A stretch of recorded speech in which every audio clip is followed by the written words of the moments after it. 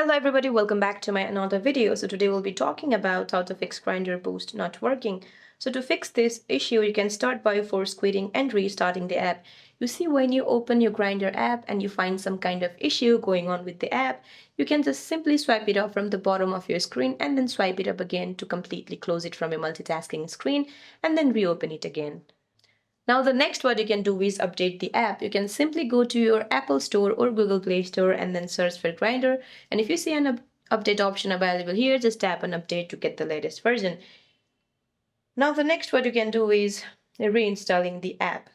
Just delete your existing app from your device and then go to your Google Play Store or Apple Play Store and then re-download it again. Now the next what you can do is check right now status. If you're using the right now feature, try toggling it off and on to fix active session issues.